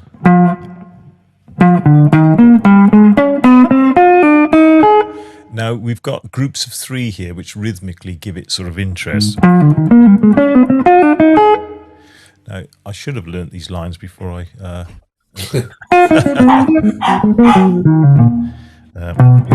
might do that, but I won't.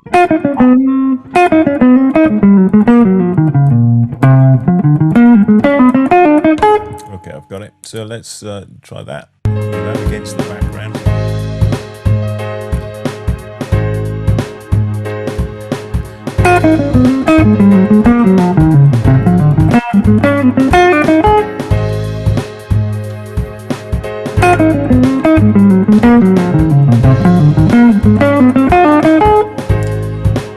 Okay, now it's quite old-fashioned to play a whole succession of enclosures like that, all stacked up on top of each other. You used to get that a lot,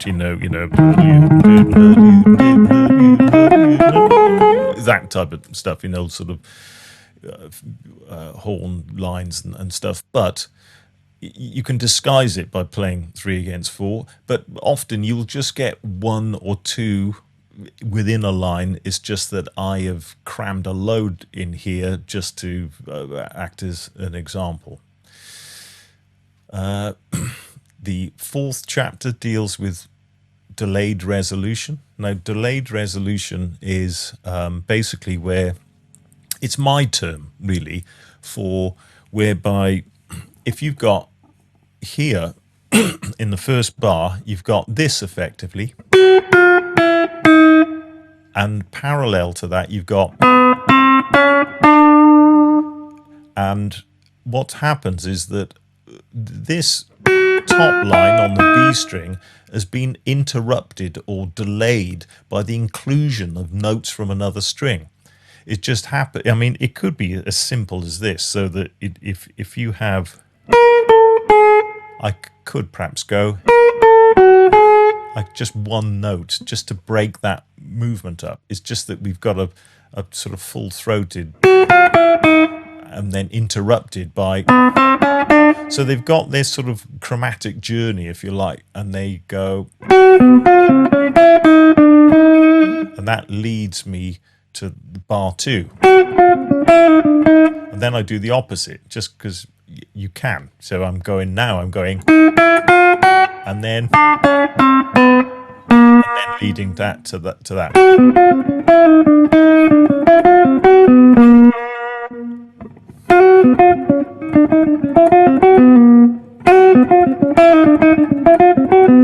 And then when I get there, I'm using approach notes.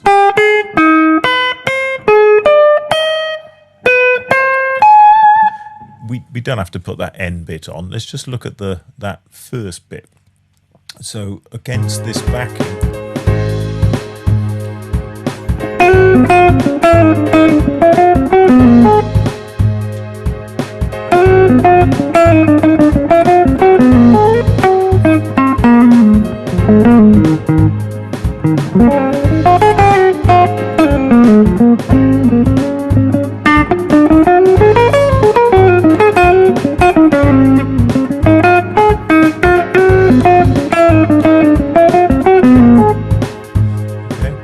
idea. And then finally there's a section on 12-tone rows, and a 12-tone row is just like a compositional device that stems from 20th century classical music that is fun to just create extended chromatic passages. And the premise is that once you've played a note, you have to play all 11 notes in music before you then are allowed to play that note again. You can play it a few times before you leave it, but once you leave it, you can't return to it until you've played all the other ones. So I've got a similar line here. which is like the first half of that other line. But here I'm thinking, okay, a 12-tone row, what notes haven't I used? Well, I haven't used these 4. So I'm going to use these 2 to start with, because they've got nothing to do with A7, and then finish on these 2 that do, so that I can resolve. And then once I do that, I'm back in the scale then. So what is that like? So this is it to the backing track.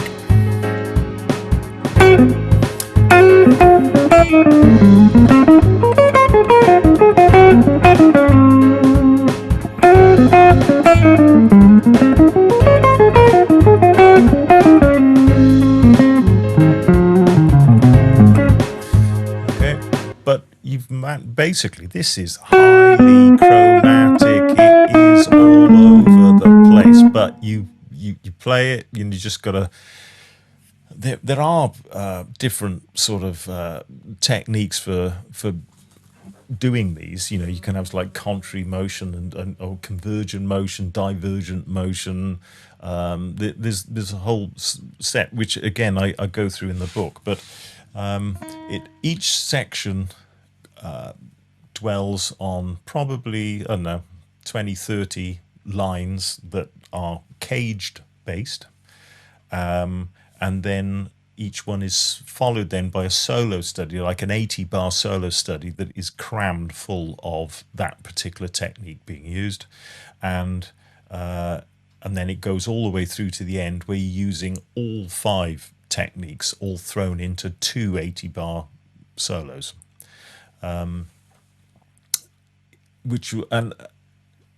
Although in terms of time, it does throw up the question of caged system, and seeing as I'm mentioning it and have mentioned it, and what I would say about that is that caged isn't a way of playing, it's a way of seeing. That's it.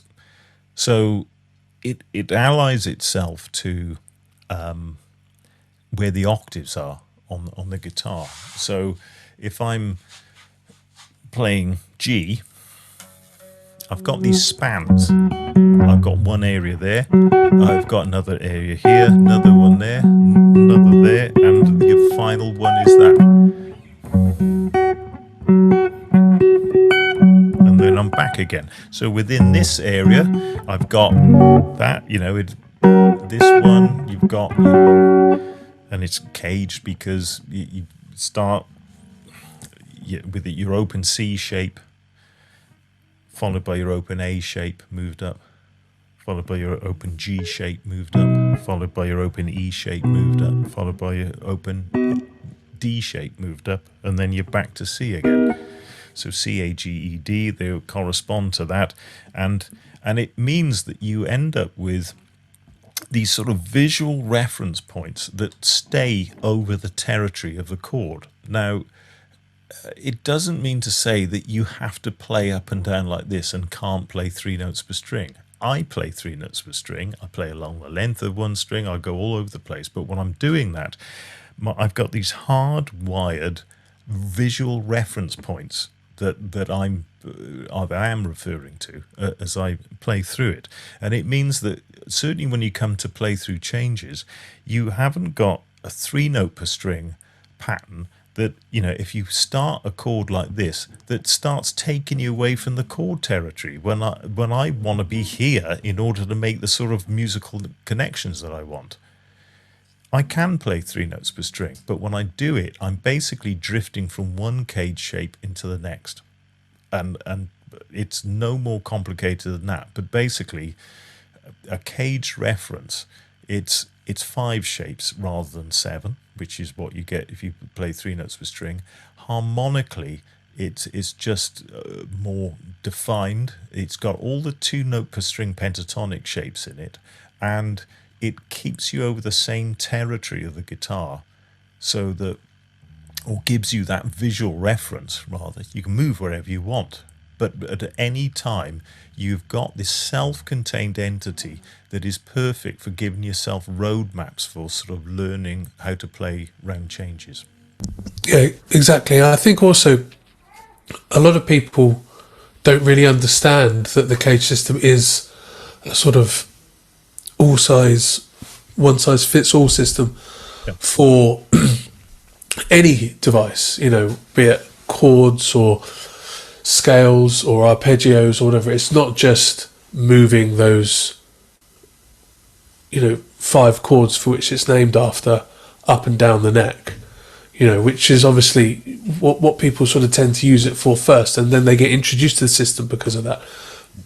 But I think a lot of people misunderstand that it's, you know, you could play, you know, all 5 shapes of the Lydian dominant scale using the cage system. It's not just about moving, you know, C up to become E or D up to become F or whatever. No, it's a way of seeing. That's all it is. It's purely visual landmarks as you move up and down and around and anywhere that you want to go on the neck. You've basically got them all self-contained, and they all link together. There's only 5 instead of 7, and they all contain the pentatonic shapes.